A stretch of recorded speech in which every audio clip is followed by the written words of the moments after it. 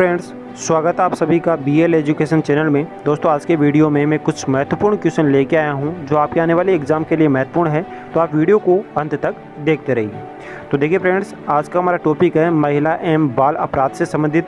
तो महिला एवं बाल अपराध से संबंधित जो टॉपिक है वो राजस्थान पुलिस के द्वारा अब की बार एक नया टॉपिक जोड़ दिया गया है, तो इसी को ध्यान में रखते हुए मैंने ये वीडियो बनाया है। तो देखिए फ्रेंड्स, ये जितने भी क्वेश्चन हैं काफ़ी सिलेक्टेड मैंने क्वेश्चन लेने का इसमें प्रयास किया है और हो सकता है एग्ज़ाम में देखने के लिए भी मिल जाए। तो महिला एवं बाल अपराध से संबंधित जो राजस्थान पुलिस कांस्टेबल की एग्ज़ाम होगी उसमें टोटल 10 क्वेश्चन पूछे जाएंगे और प्रत्येक क्वेश्चन आधा नंबर का होगा। इस तरह से टोटल 5 क्वेश्चन इसमें पूछे जाएंगे, तो इसी को ध्यान में रखते हुए वीडियो बनाया है। तो चलिए वीडियो शुरू करते हैं।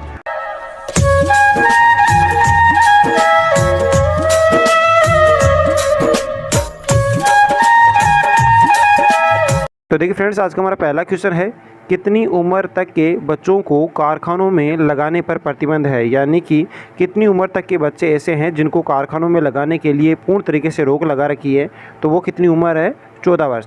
तो 14 वर्ष तक के बच्चों को कारखानों में लगाने पर क्या लगाया गया है? प्रतिबंध लगाया गया है। ठीक है फ्रेंड्स, अगला क्वेश्चन है, बाल विवाह निरोधक अधिनियम 1929 को किस अन्य नाम से जाना जाता है?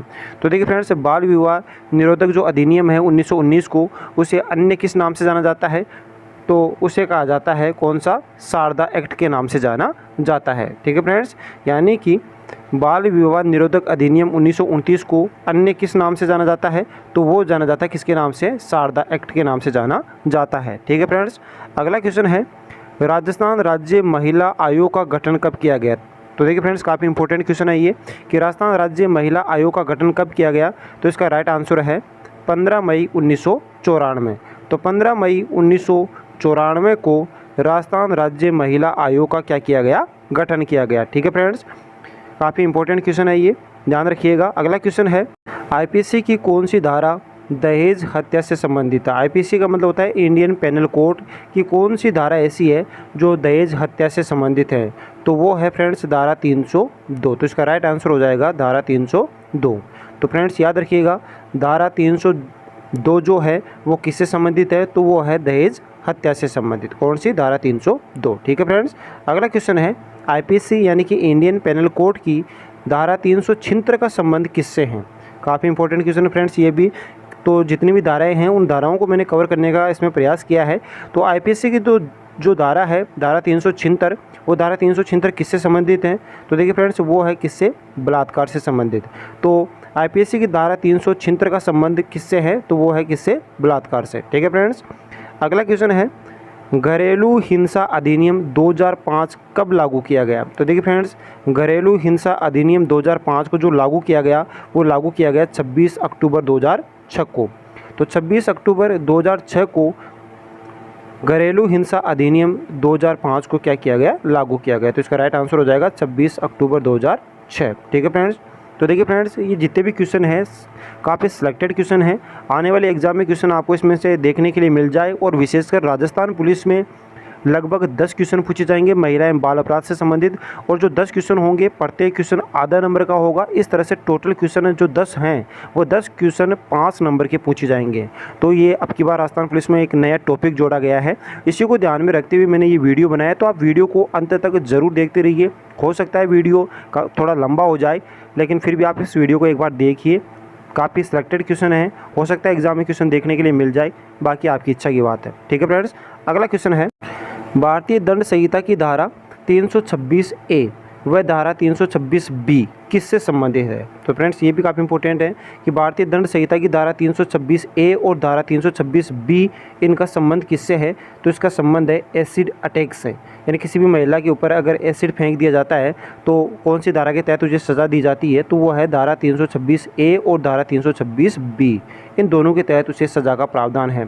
ठीक है फ्रेंड्स, तो 326A और 326B इनका संबंध किससे है? तो वो है एसिड अटैक से। ठीक है फ्रेंड्स, अगला क्वेश्चन है, पोक्सो एक्ट का संबंध किससे है? तो देखिए फ्रेंड्स, ये भी काफ़ी मोस्ट क्वेश्चन है। पोक्सो एक्ट जो थोड़े दिन पहले लागू किया गया था, तो इस पोक्सो एक्ट को और फ्रेंड्स ये भी याद रखिएगा पोक्सो एक्ट को जो लागू किया गया था वो लागू किया गया था 14 नवंबर सन 2012 को। ठीक है फ्रेंड्स, तो 14 नवंबर 2012 को इस पोक्सो एक्ट को लागू किया गया था। और ये पोक्सो एक्ट किससे संबंधित है? तो ये है फ्रेंड्स किससे? बच्चों से संबंधित। ठीक है फ्रेंड्स, तो पोक्सो एक्ट का संबंध किससे है? तो वो है बच्चों से। अगला क्वेश्चन है, पोक्सो अधिनियम किस उम्र से कम के बच्चों या बालकों को इसमें शामिल किया जाता है? कहने मतलब ये है कि पोक्सो जो अधिनियम बनाया गया उस पोक्सो अधिनियम के तहत कितनी उम्र से कम बच्चों को इसमें शामिल किया जाता है? तो वो किया जाता है 16 वर्ष से कम। तो 16 वर्ष से कम आयु के जो भी बालक बालिकाएं हैं उनको शामिल किया जाता है कौन से अधिनियम के तहत? तो वो किया जाता है पोक्सो अधिनियम के तहत। ठीक है फ्रेंड्स, एक बात और याद रखिएगा कि पोक्सो एक्ट को लागू कब किया गया, ये पहले बता चुका हूँ। तो इस पोक्सो एक्ट को लागू किया गया 14 नवंबर सन 2012 को। तो 14 नवंबर सन 2012 को इस पोक्सो एक्ट को क्या किया गया? लागू किया गया। और इसमें 16 वर्ष से कम आयु के बच्चों को इसमें शामिल किया जाता है। ठीक है फ्रेंड्स, अगला क्वेश्चन है, पोक्सो ई बटन का संबंध किससे है? तो पोक्सो ई बटन का संबंध किससे है? तो ये भी किससे है? बच्चों से हैं। ठीक है फ्रेंड्स, याद रखिएगा पोक्सो ई बटन का और पोक्सो अधिनियम, उन दोनों का जो संबंध है वो किससे है? बच्चों से संबंधित है। ठीक है फ्रेंड्स, अगला क्वेश्चन है, भारत में बाल श्रम को प्रतिबंधित करने के लिए बाल श्रम अधिनियम कब बनाया गया?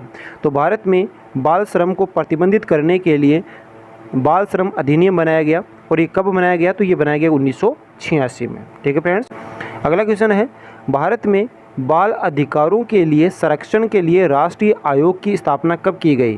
तो देखिए फ्रेंड्स, वो की गई सन 2007 में। यानी कि सन 2007 में भारत में बाल अधिकारों के संरक्षण के लिए राष्ट्रीय आयोग की स्थापना की गई। तो बाल संरक्षण के अधिकारों के लिए राष्ट्रीय आयोग की स्थापना कब की गई? तो वो कब की गई? सन 2012 में, सन 2007 में। ठीक है फ्रेंड्स, तो कब की गई है?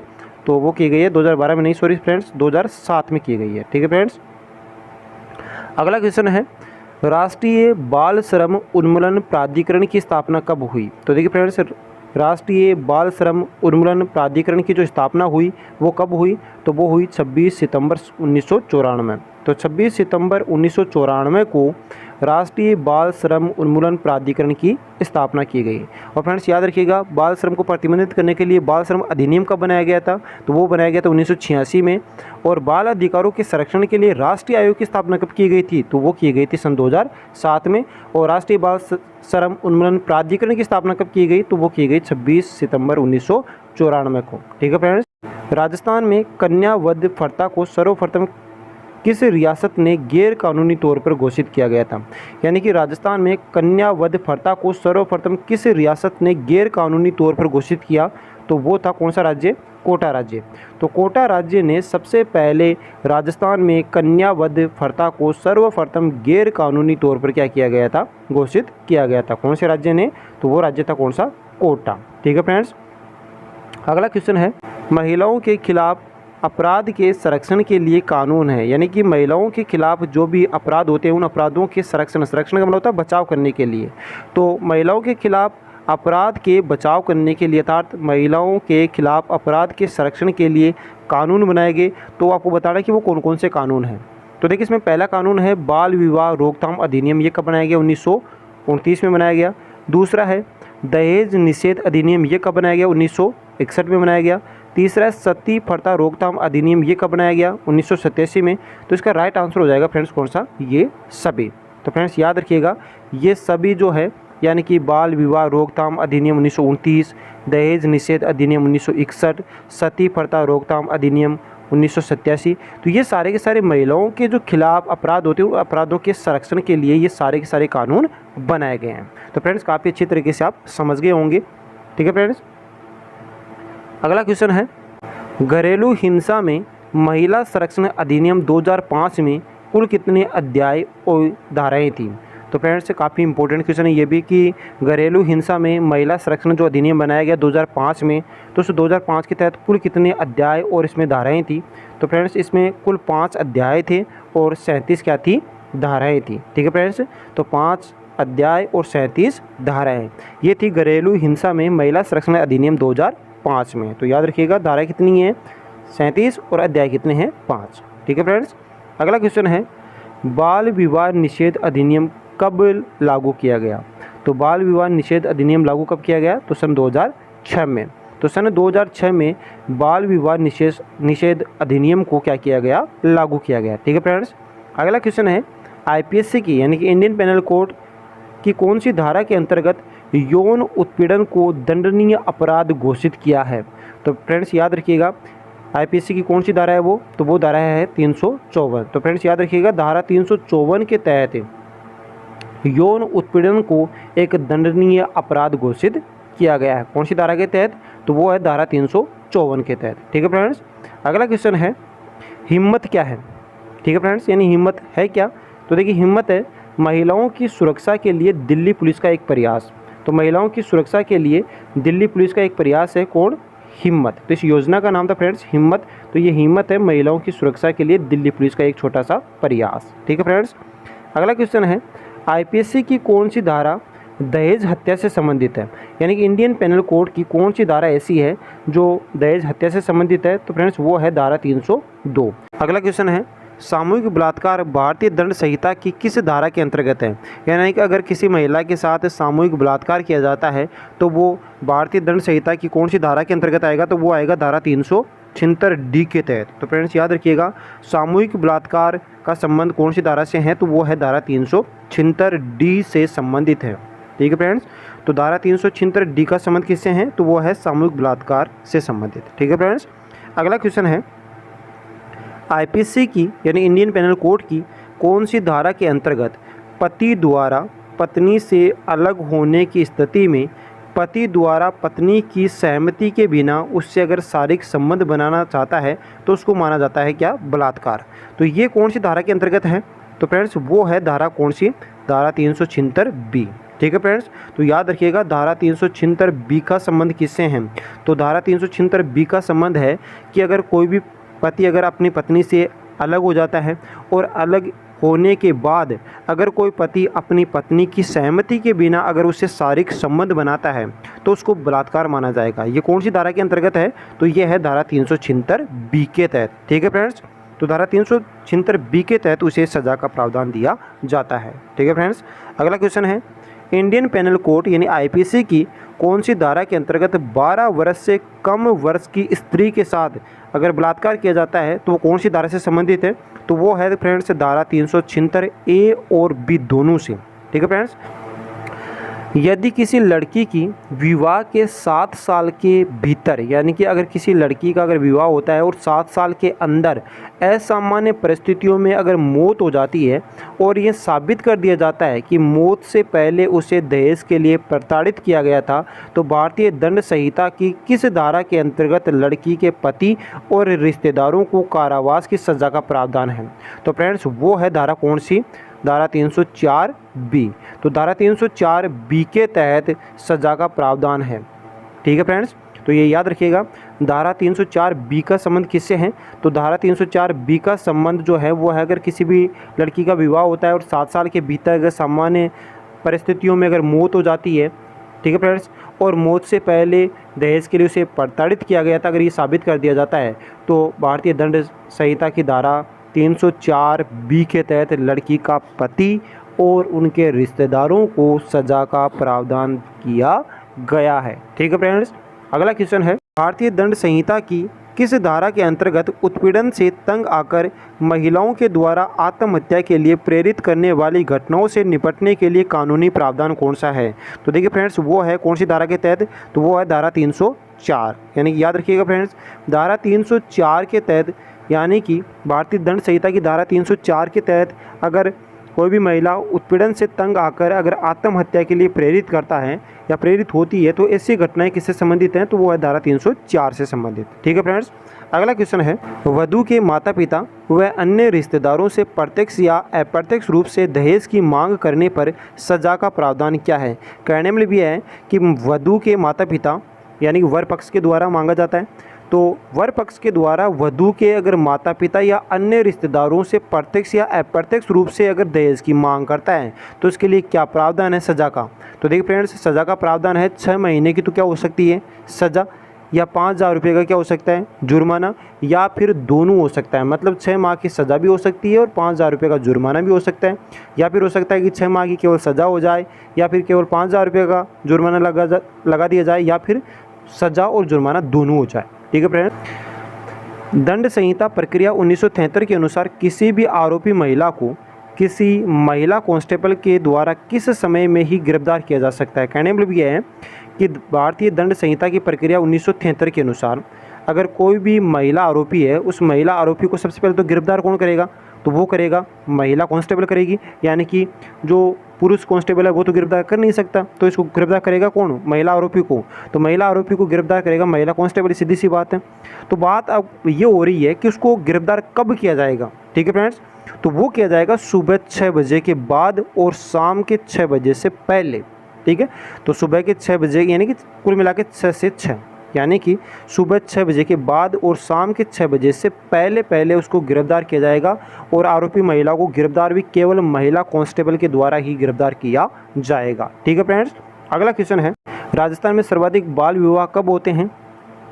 तो फ्रेंड्स ये आपको पता भी होगा कि राजस्थान में सर्वाधिक मात्रा में बाल विवाह कब होते हैं। तो देखिए, राजस्थान में सर्वाधिक मात्रा में बाल विवाह होते हैं अक्षय तृतीया को, जिसको हम स्थानीय भाषा में आखा तीज भी बोलते हैं। इसमें सर्वाधिक मात्रा में बाल विवाह होते हैं अपने राजस्थान में। ठीक है फ्रेंड्स। अगला क्वेश्चन है, भारत सरकार ने महिला सशक्तिकरण किस वर्ष को घोषित किया। तो देखिए फ्रेंड्स, इसका राइट आंसर हो जाएगा वर्ष 2001 को, यानी वर्ष 2001 को भारत सरकार ने महिला सशक्तिकरण वर्ष घोषित किया। ठीक है फ्रेंड्स। अगला क्वेश्चन है, किस रियासत ने सबसे पहले बाल विवाह को रोकने के लिए कानून बनाए। तो फ्रेंड्स काफ़ी इंपॉर्टेंट क्वेश्चन है ये भी, कि कौन सी रियासत ऐसी थी जिसने सबसे पहले बाल विवाह को रोकने के लिए कानून बनाए। तो वो था कौन सी रियासत, तो जोधपुर रियासत। तो जोधपुर रियासत ने सबसे पहले बाल विवाह को रोकने के लिए क्या बनाया, कानून बनाया। ठीक है फ्रेंड्स।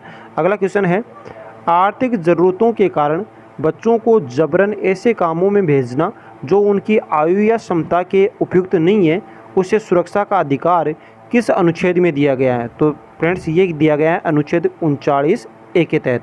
तो अनुच्छेद 39A के तहत आर्थिक ज़रूरतों के कारण बच्चों को जबरन ऐसे कामों में भेजना जो उनकी आयु और क्षमता के लिए अनुपयुक्त नहीं है, उससे सुरक्षा का अधिकार कौन से आर्टिकल में दिया गया था। तो वो दिया गया था आर्टिकल 39A के तहत। ठीक है फ्रेंड्स।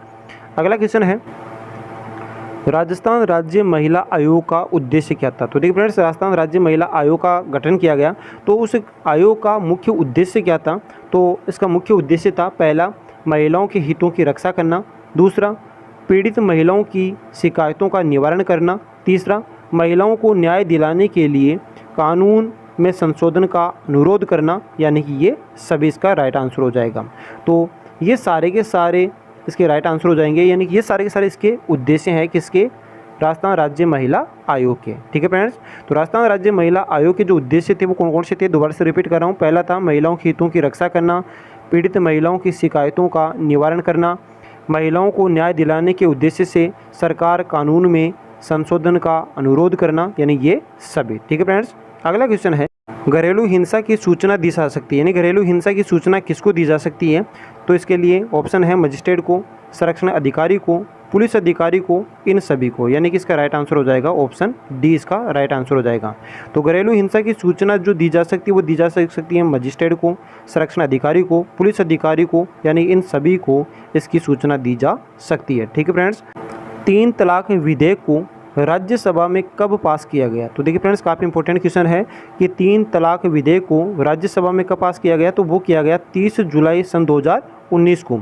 तो 30 जुलाई सन 2019 को 3 तलाक विधेयक को राज्यसभा के द्वारा पास कर दिया गया। ठीक है फ्रेंड्स। और ये भी याद रखना कि 3 तलाक विधेयक को लोकसभा के द्वारा कब पास किया गया। तो वो किया गया 25 जुलाई 2019 को। तो 25 जुलाई 2019 को 3 तलाक विधेयक लोकसभा से पास किया गया और 30 जुलाई 2019 को राज्यसभा से इस विधेयक को पास किया गया। तो याद रखिएगा कौन कौन से, तो लोकसभा में तो 25 जुलाई और इसके जस्ट 5 दिन बाद राज्यसभा में पास कर दिया गया, यानी कि 30 जुलाई को। ठीक है फ्रेंड्स। अगला क्वेश्चन है, निर्भया हत्याकांड से संबंधित स्थान कौन सा है। तो ये आपको सबको पता ही होगा कि निर्भया हत्याकांड से संबंधित स्थान कौन सा है। तो वो था कौन सा, दिल्ली। ठीक है फ्रेंड्स। तो देखिए फ्रेंड्स, आज के लिए बस इतना ही। वीडियो अगर पसंद आए तो लाइक, कमेंट्स और शेयर जरूर करना। चैनल पे अगर पहली बार विजिट कर रहे हो तो चैनल को जरूर सब्सक्राइब करें और साथ ही बेल आइकन को भी दबा देना। फ्रेंड्स, ये काफ़ी इंपॉर्टेंट लेक्चर था, आगे भी मैं ऐसे वीडियो बनाता रहूँगा। तब तक आप इस वीडियो को ज़्यादा से ज़्यादा शेयर कीजिए। मिलते हैं एक नए वीडियो के साथ, तब तक जय हिंद, जय भारत।